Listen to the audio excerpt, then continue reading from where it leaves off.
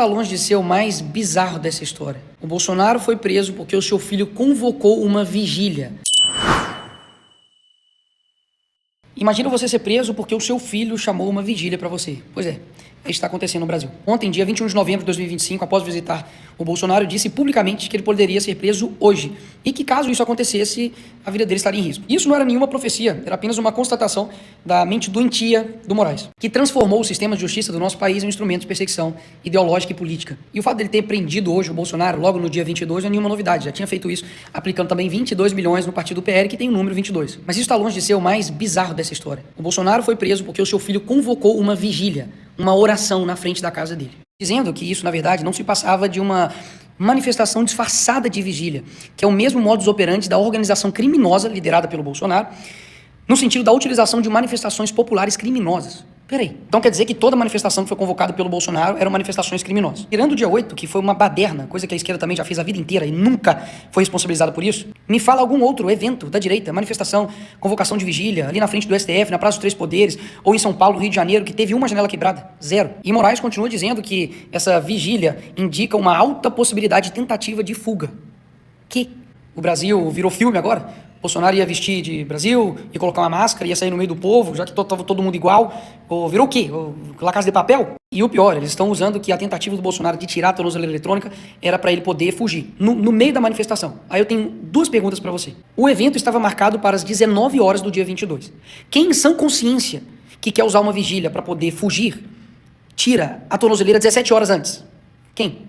E o mais importante, que enterra de vez essa narrativa, de que a prisão dele foi decretada no dia 21/11, ou seja, o que aconteceu depois, a tornozeleira tentou tirar ou não, não importa, a prisão já estava decretada no próprio dia 21. E não é de hoje que o Alexandre de Moraes tenta criar essa narrativa de que tudo que a direita faz é para poder corroborar com uma organização criminosa na qual o Bolsonaro é o mandante. Ano passado, ele fez busca e apreensão em um padre, e dá só uma olhada qual foi o crime dele. Criado uma oração ao golpe, no que consistia isso?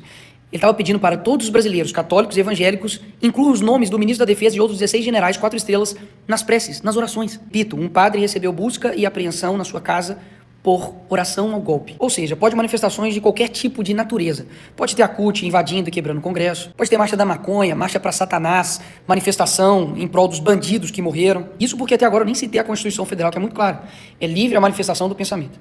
Todos podem reunir-se pacificamente sem armas em locais abertos ao público, independentemente de autorização, desde que não frustrem outra reunião anteriormente convocada para o mesmo local. O que não cabe aqui no dia da vigília. Não tinha nada marcado, ou seja, está dentro da Constituição. Então, para deixar bem claro, não estou dizendo que não possa ocorrer as outras manifestações, porque você é livre para poder fazer isso. Só que por que cargas d'água quando é uma manifestação que, na verdade, era uma vigília para poder orar? Aí não pode. E é considerado uma manifestação criminosa. Criminosa. Se eu soubesse que vigília levaria os outros para cadeia, era só pedir, né, para poder fazer uma vigília em prol de organização criminosa, fazer uma vigília em prol da galera que roubou o INSS, para quem desviou aí bilhões de reais de estatal, quem cometeu corrupção passiva e lavagem de dinheiro, como foi o caso do Lula, era só ter convocado uma vigília na porta da casa dele, que aí ele ia preso. E agora, né, com o Bolsonaro preso, o Brasil vai para frente, né? O Brasil vai deixar de ter desvio de emenda, o Brasil vai ter uma saúde de qualidade, vai ter uma segurança que realmente funcione, vai parar de ter roubo, vai parar de ter furto, a Amazônia vai parar de ter queimada, vai parar de jorrar dinheiro da Lei Rouanet para artistas, que é o seu dinheiro sendo torrado para eles poderem fazer seus shows, os aposentados vão parar de ser roubados, os criminosos vão entregar as suas armas e, enfim, finalmente vamos ter um país digno. Porque, afinal de contas, como é pintado, ele é o culpado de tudo, né? De tudo mesmo. E sabe por que isso não vai acontecer? Óbvio. Porque ele não é o culpado de tudo isso. Parece óbvio, mas o óbvio tem que ser dito.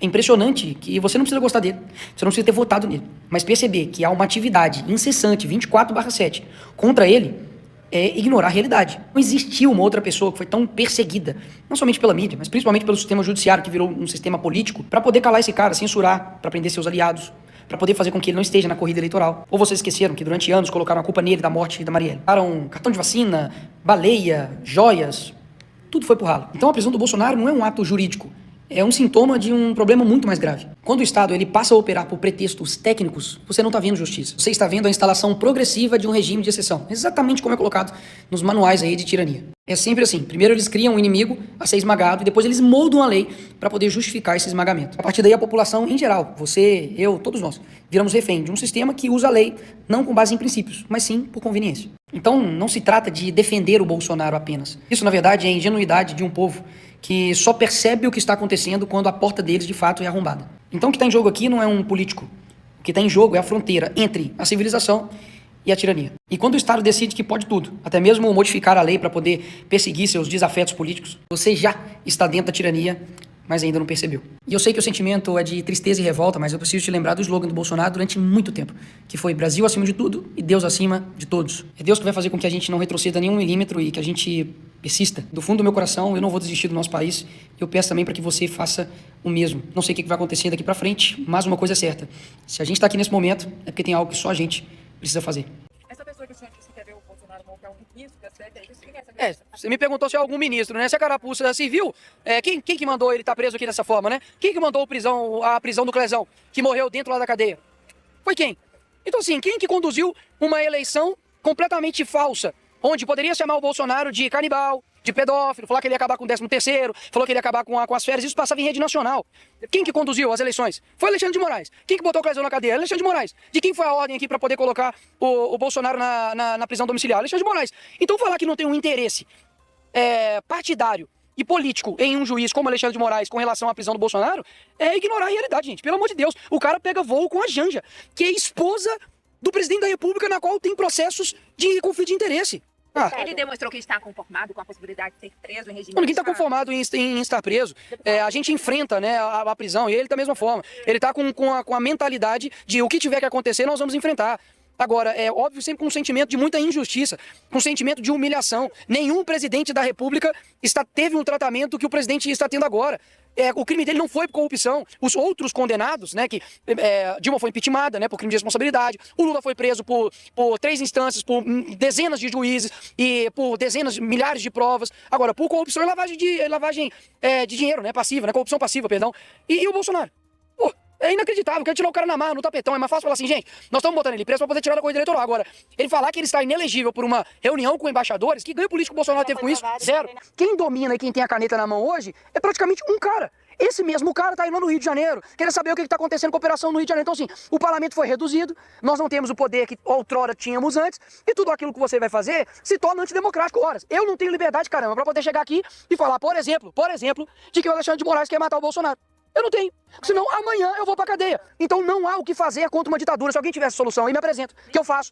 Agora, fica muito fácil querer cobrar algo, sendo que nós não temos esse meio. É como se o meu time, caramba, tivesse 11 jogadores de um lado e o outro time tem 22 jogadores, tem 30 jogadores, e o juiz é deles ainda. O que eu vou fazer com isso? Então, assim, escuta o que eu tô te dizendo. Nós estamos a passos largos a um ponto de que acabou a democracia aqui no nosso país. Repito, acabou. Aí vem uns retardados falar comigo assim, ai, que democracia é essa que você continuou falando, que a direita continuou falando? Democracia é essa que todos os candidatos da direita no mundo sofrem perseguições e quase são mortos. Democracia é essa que eu, parlamentar, tenho quase 100 processos, nenhum por corrupção e vários por fala. Democracia e ditadura é essa que eu tenha um processo lá no STF, qualquer hora eles podem desengavetar e falar, você vai preso. Por quê? Porque eu fiz lavagem de dinheiro, porque eu cometi rachadinha? Não, pô. Porque eu chamei o Lula de ladrão. Eu não posso falar que o céu é azul, que o pipoqueiro faz pipoca, mas não. Ele tá com crise de soluços? Como é que está o Tá com bastante crise de soluço, inclusive essa noite praticamente não dormiu, dormiu ali no chão juntamente com o Carlos, porque tá com muito soluço. O Carlos me mostrou ali um vídeo de como ele está, então a situação tá muito difícil, né? E tudo isso decorrente de uma facada de um ex-filiado ao PSOL, que é o Adélio, que até hoje ninguém sabe quem mandou matar Jair Bolsonaro. Já encontraram aí o mandante de quem matou a Marielle, e acho justíssimo, né, que realmente encontre quem cometeu esse homicídio. Mas com o Bolsonaro, porque ninguém quer saber, né? Porque a mídia não bate, por que não tem movimentações dos artistas, por que ninguém fala? Né? Porque, obviamente, era o Bolsonaro. Você não precisa gostar do Bolsonaro, você não precisa concordar com tudo com ele. Eu não concordo com tudo com o Bolsonaro. Eu não concordo nem tudo, nem com a minha mãe eu vou concordar com o político. Agora, você precisa compreender que as coisas estão desbalanceadas. Imagina se uma COP, que era um evento para poder defender o meio ambiente, na época do Bolsonaro pegasse fogo. Na época do Bolsonaro, as queimadas na Amazônia foi menor, e eles botaram a culpa no Bolsonaro. Agora, nas épocas do Lula, que teve recordes de queimadas, a culpa só não é do Bolsonaro, que ele não tá solto. Porque se ele estivesse na rua, ele ia falar que o Bolsonaro foi lá e botou um botijão de gás lá pra explodir. Você tem nada no Brasil seguindo. Mas ainda assim as pessoas, infelizmente, ficam enganadas e muita gente cúmplice do que está acontecendo. Eu espero que ano que vem, esse ano, com a anistia sendo aprovada, ano que vem a gente tendo uma boa margem no Congresso, principalmente no Senado, principalmente ali na Câmara, que a gente consiga reverter e reequilibrar os poderes aqui no nosso Brasil, porque infelizmente hoje só é um cara que comanda.